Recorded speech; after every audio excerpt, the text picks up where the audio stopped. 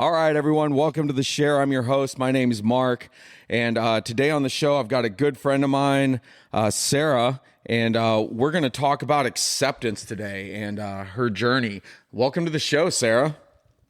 Hello. Hi. Hey, the recovery band wants... How now, brown cow? No, but the recovery band wants to say hi. Kick it, boys.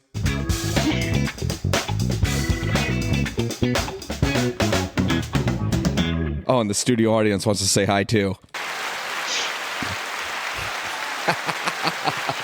You like that? Yes, I do. This little podcast setup brings me so much joy. All right, so we were talking about page 416 to 417, and at the bottom of page 416 in the big book, it says this: "At last, acceptance proved to be the key to my drinking problem. After I'd been around AA for 7 months, tapering off alcohol and pills, not finding the program working very well, I was finally able to say, okay, God, it is true that I, of all people, strange as it may seem, and even though I didn't give my permission, really, really am an alcoholic of sorts, and it's all right with me. Now, what am I going to do about it? When I stopped living in the problem, began living in the answer, the problem went away. From that moment on, I've not had a single compulsion to drink." Okay. Yeah. So, yeah, I've had some issues with that page there. Oh, really? But, oh yeah. We'll get to that part. But like in the beginning, like of this time, like I can't even say being in recovery this time because I've been clean and sober before, but I didn't have any recovery. Like this is my first time actually having recovery. But it took me about 4 months to realize, like, I wasn't just an addict, like I was an alcoholic as well. What like when I go back, go ahead. Oh, what did that moment look like for you when you're like, oh yeah? So I remember I was telling a particular person that AA was a cult and I don't have a problem with alcohol, and they told me maybe I should take a look at that. And that's great. Like, yeah, I'm sure you know who that person is. Yeah, I might know anyways, that person. I'm sitting there, and the more and more I'm thinking about it, and it was like, it was probably like around October-ish, I think, of last year, that like when I actually had to tell my story, like I started thinking about the stuff that happened way before I got into drugs or anything like that. And I'm like, oh my God, I'm an alcoholic. Oh, wow. So I'm not just an addict. Because I remember plenty of times when I was like in high school, like I wasn't really big into like doing drugs or anything like that. You know, like I went to a very bougie high school. So, like I was part of the generation where you put vodka in your water bottles and you went to school. Uh-huh. Like at 17, I had alcohol poisoning. Like Yeah. I couldn't go home one night because I had alcohol poisoning and I thought my parents would kill me. Oh, no. And then like now that I play that tape back, I'm like, oh wow, I am an alcoholic. Mm-hmm. So it was like that aha moment, like the light came on. Yeah, and it took me being sober for like 4 or 5 months, like to realize that, because I literally just thought like this last 10 years, my problem was drugs. But like when my relapse was like 12 years ago. But when that relapse came, I didn't go straight to drugs or anything like that. I went right to the bar and drank. And I didn't go there like to have a drink and just relax. I went there to get blackout drunk. To oblivion. Yeah. Wow. Like my mom had just passed away. Like I didn't want to do anything else but like get drunk. Mm. And then of course after like a couple weeks, like then it got into the other stuff. But I always have to remember that I'm not just an addict, I'm an alcoholic, because it always starts with alcohol. Mm-hmm. Yeah. And then, you know, once I get too drunk, it's like, oh, I need to balance this out with other stuff. I know that feeling well. It's so when that relapse started, what was that like before that relapse happened? I can honestly say, like, I had 2 years clean. I'm not going to say I was sober because I drank, but I didn't drink very much. Uh-huh. Like, just because I guess, like, my drinking always coincided with me doing other things.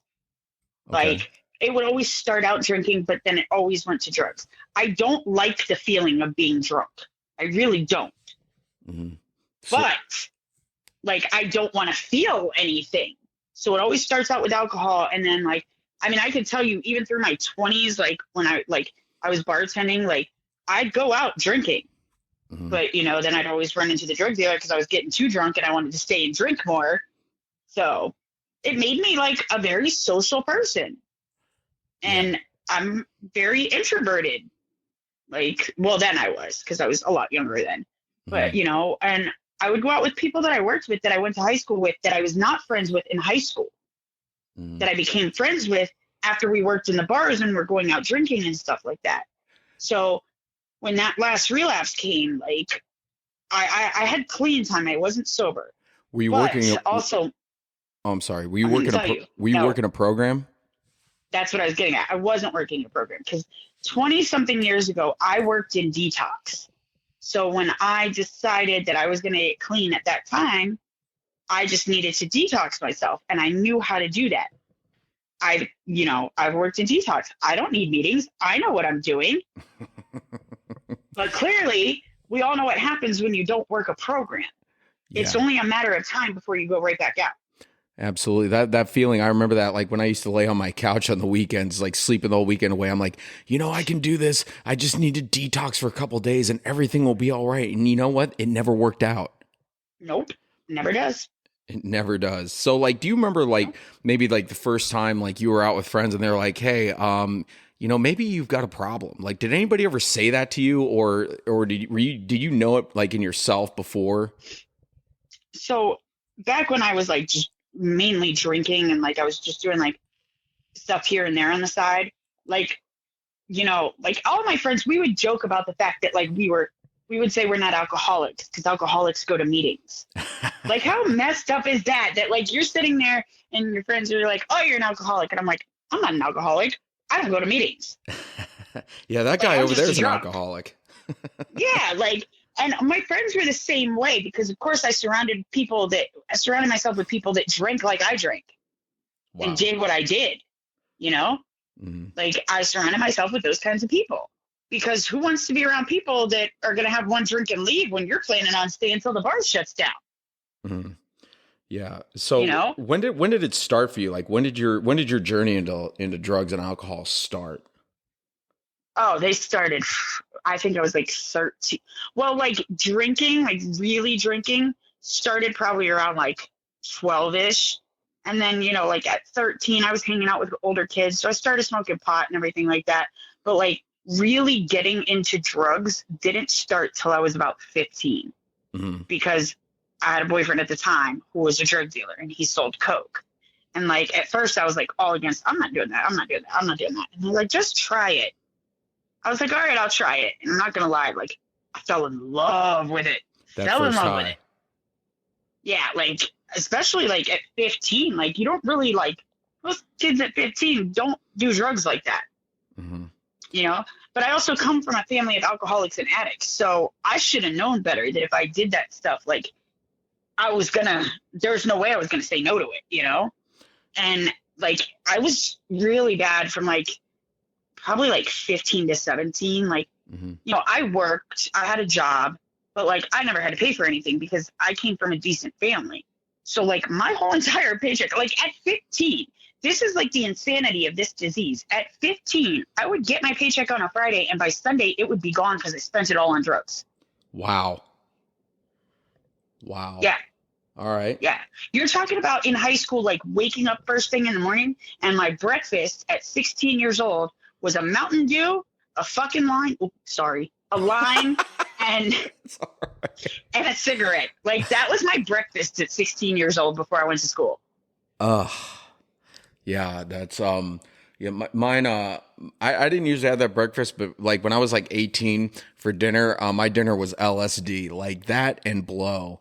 And Oh I yeah, I can remember I was like, this is great. I don't have to feel those things called feelings. This is amazing.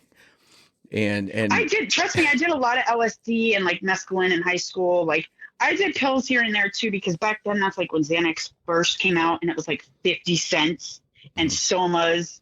I did roofies for fun and was mad when they didn't like really mess me up. Mhm.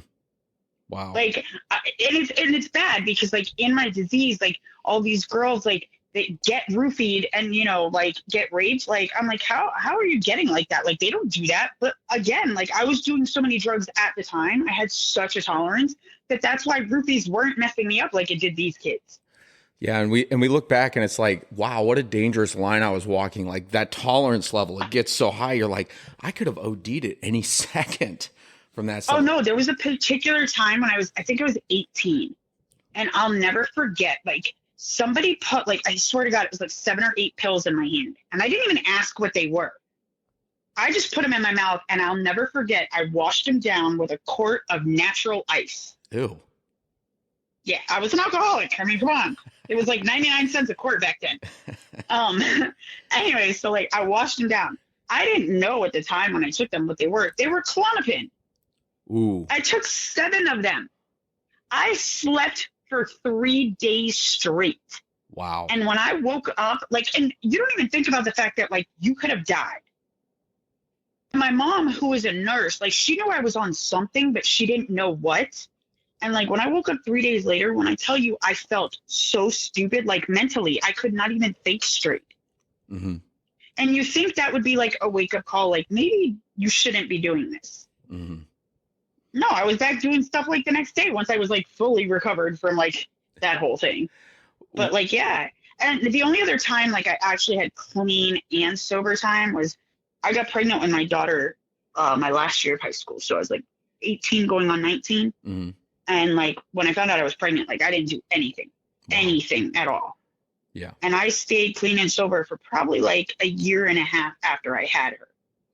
Wow. But then like, it slowly started with drinking, and then it went back to doing cocaine, and then back to doing pills. And like, it just got like, I didn't really like get into like opiates or anything like that until like I want to say like 26. I think is when I like really started getting into them. Wow. Like I was, go ahead. Oh, no, you go ahead.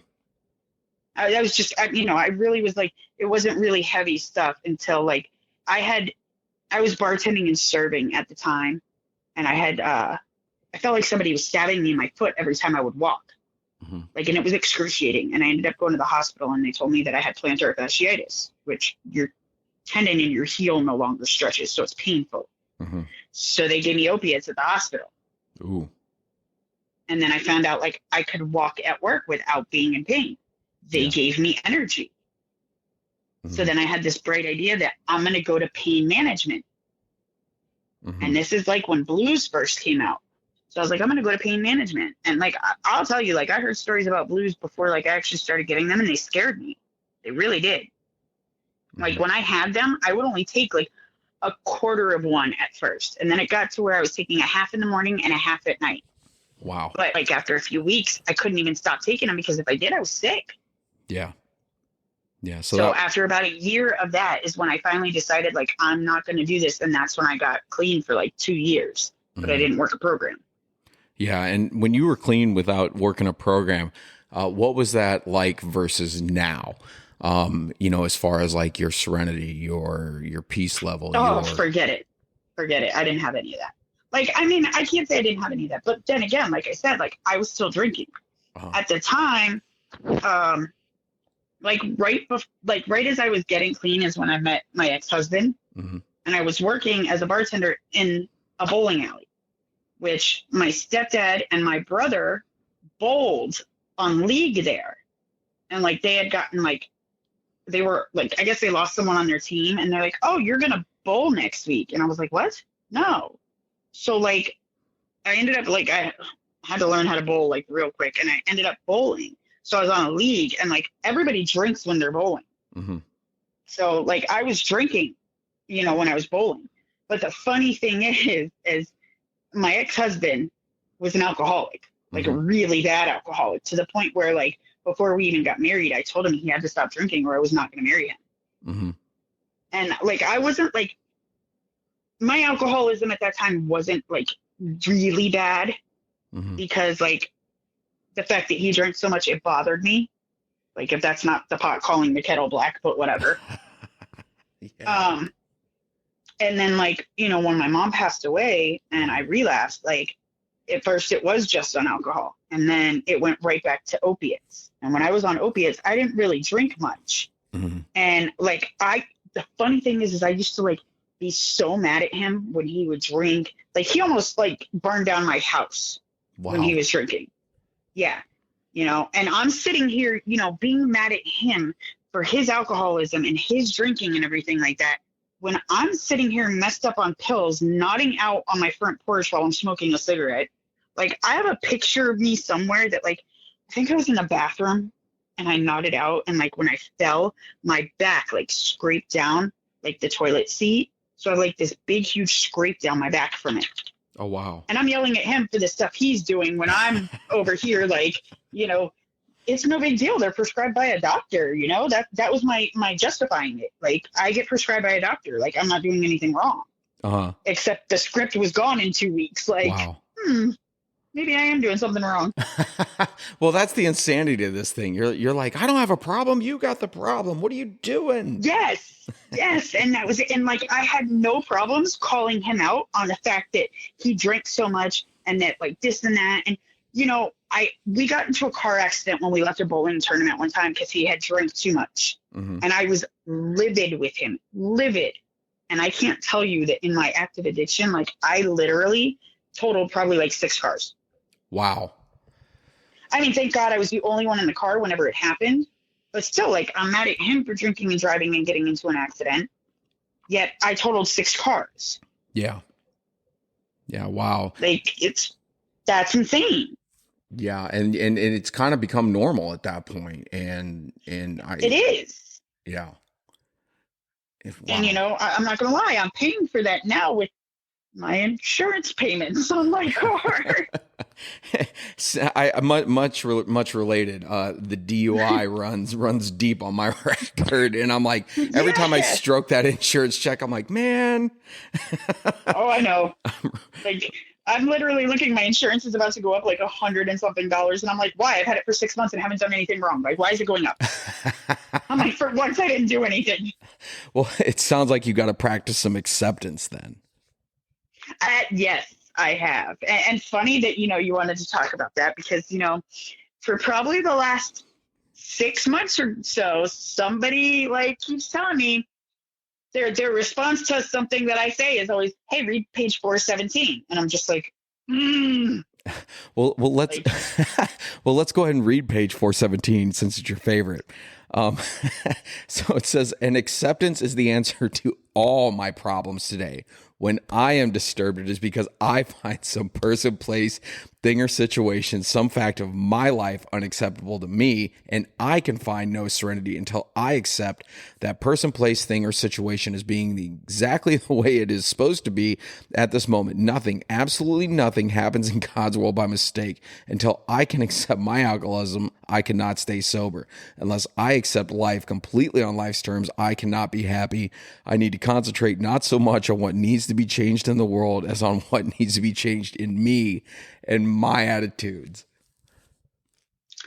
Yes, I have come in the last few months to realize that I do have to accept things. Like we've talked before, like my dad got sick and everything. And instead of doing what I usually do and freak out about things and try and control the situation, I have accepted that whatever happens is what's supposed to happen. Mm-hmm. And I have fully accepted that I am not just an addict, but I am also an alcoholic. Yeah. And it also helps that like I have tools to deal with stuff like that. Like, I was upset about it. Like, and obviously I would prefer that it didn't happen, but there's nothing I can do about it. It's what God has planned for us, and I have fully accepted that. Isn't it kind of weird sometimes when I notice this, when I practice acceptance, I have to sometimes accept that I need some acceptance. And that's a weird feeling to deal with. Yes, I've had that. Like, I'll get frustrated about things, like, especially at work. And, I have a particular issue with this particular process server that works for us. And, they don't seem to understand they work for us. So I will say things to them and like they'll reply back with an answer that should not have been replied back, to the point where I have to accept that if I respond to this, it's not going to be very good. Mm-hmm. So I will go to my boss and I'll be like, hey, so listen, I need you to respond to this because you don't want me responding to it. It's like and he's like, okay, send it to me. it's like instead of like whipping out the tool of acceptance, you're like, oh, what's this ratchet doing in here? Yeah. And I've been very good about recognizing when that might come out and preventing it from coming out. And it's funny because, as much as I had a resentment to page 417, it was a few weeks ago, I was reading that page in a meeting. Mm-hmm. And I don't know if you've ever seen Sons of Anarchy, but there's a guy on there. There's a guy on there. His name's Chuck. And every time somebody says something to him, he looks at them and either he says, I accept that. Or if it's something like negative or something or that he's not comfortable with, he'll say, I don't accept that. But usually when they say something to him, he's like, I accept that. And he walks away. I'm like, I need to be more like that guy. Mm-hmm. Like when people say stuff to me, just be like, I accept that, Yeah. Because having acceptance makes your life so much simpler. Mm-hmm. It does. And, we are some very complicated people. Yes. Very, very complicated. We like to complicate everything. Yep. And we like to complicate everything. Yep. And stubbornness too. I've noticed like I'm stubborn. And when I think of acceptance, right, I think of the doctor's opinion, right? So on page XXVIII, it says, we believe is so suggested a few years ago that that's 28, just in case you didn't know that. Page 28. Hey, I like saying the Roman numerals, acceptance. I know, but I only know because it's my sobriety date and it's tattooed on my arm in Roman numerals, so I know it's 28. It's the only one I know. Oh, wow. How ironic is that? So it says, we believe is so suggested a few years ago that the action of alcohol on these chronic alcoholics is a manifestation of an allergy, that the phenomenon of craving is limited to this class and never occurs in the average temperate drinker. These allergic types can never safely use alcohol in any form at all. Once having formed the habit, found they cannot break it. Once having lost their self-confidence, their reliance upon things human, their problems pile up on them and become astonishingly difficult to solve. Now, when I look at that, alcohol in any form to me means that before I ever get drunk or on any kind of substance, on any kind of alcohol, I'm going to get drunk on my own anger and my own ego and my own pride. And that, and it can be really anything, like money. You can get drunk on money. Oh yeah. You can get drunk on love. Sorry. This is true. The addict behavior, that alcoholic behavior. Yes. And like, that's another thing like that. I am so very grateful that I have actually worked a program and had actual recovery, because like I can see certain things when I'm doing them as maybe this is getting a little too much, like, because I do everything alcoholically. Mm. Like, honestly, like I work alcoholically.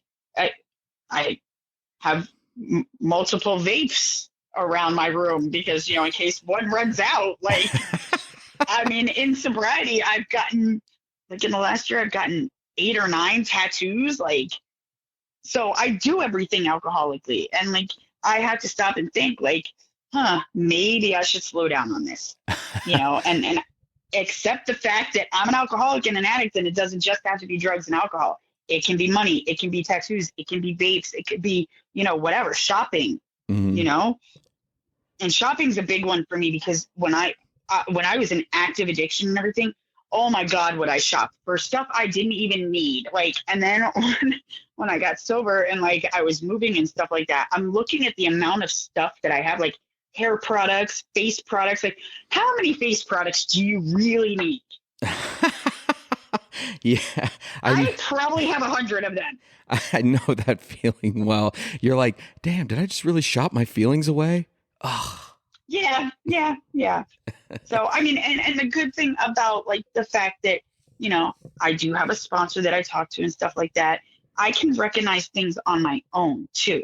Mm-hmm. Like, when I'm getting irritated about something, it may just because, I need to look at something inside me. It may not be what the person's doing or saying or anything like that. It may have nothing to do with them that I'm irritated. It might be me. Yeah. And that's a big one for me, a big one. So, Like having to think like maybe like they're not like, it's not them, it's me. yeah. Well, it's so when you practice acceptance these days, you know, and you live in this program, what do you notice that it does for you all the way around? Like as far as your serenity level, as far as your peace level, as far as just your thought process. Well, coming from someone, who absolutely had to have drama and chaos every single day that they created on their own, nonetheless, Mm-hmm. but thinking I had nothing to do with it, I will say, like, this is the first time in my life that I've genuinely been happy, Mm-hmm. happy with myself, happy. All right, maybe not happy with having feelings, but, I accept that I have them, because that's a big one because I was, actively using and stuff for so long that, like, I didn't do feelings whatsoever. Mm-hmm. And let me tell you, like, because I didn't do feelings and didn't know much about feelings, I had no problem hurting people's feelings, Yeah. and it's crazy because clearly the fact that I didn't do feelings, like when I was in treatment and had to have a family therapy session with my daughter, and the therapist asked my daughter, "Hey, what are you feeling?" She looked at my therapist and said, "Feelings? I don't do feelings." And I was like, "Oh my God, that's completely my fault." Oh, wow. Like and that's another thing is like, because of, I never did feelings before. Like I have to realize like that if I don't like something, I can't just shut off I can just shut off my feelings, but I shouldn't just shut off my feelings Yeah. Yeah. because, that keeps us sick. Mm-hmm. And I've learned that like, you got to feel it. You got to get through it. Like, my big thing was I'm never going to cry in this room. Like nobody's ever going to see me cry in this room. Yeah, put those tears back And in there your was, eyes where they belong. yeah. And like, there was this whole month-long period that, I cried in that room a lot.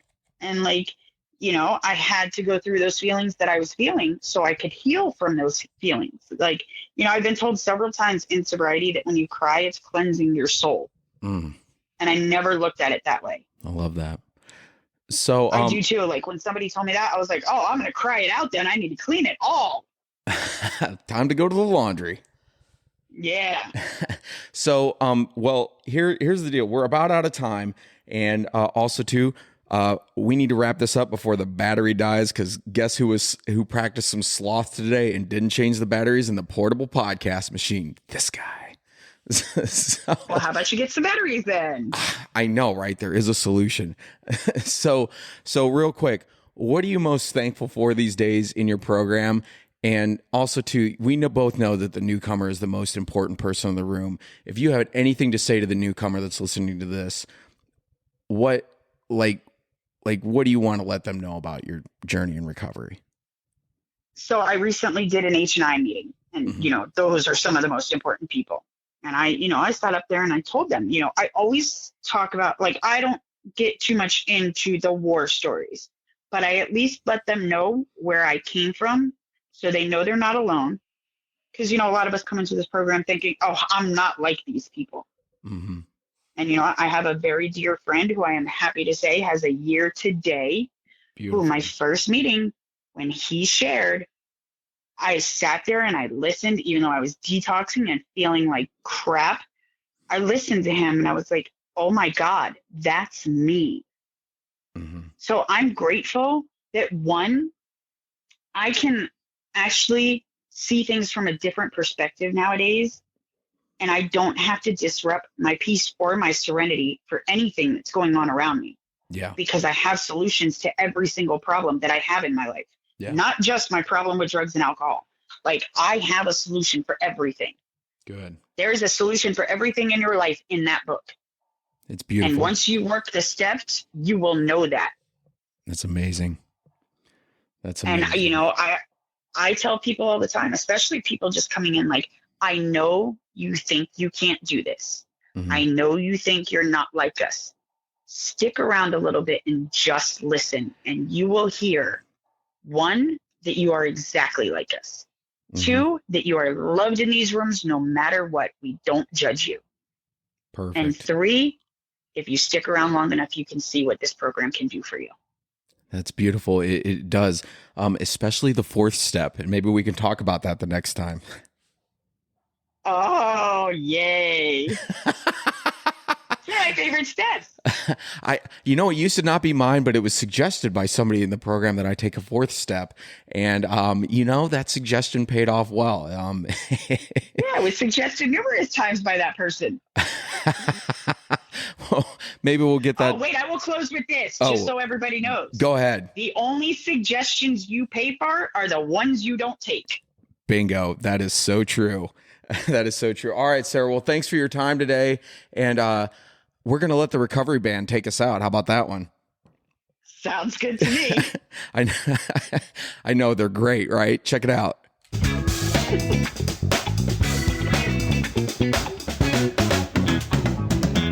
Be well, everyone. Goodbye.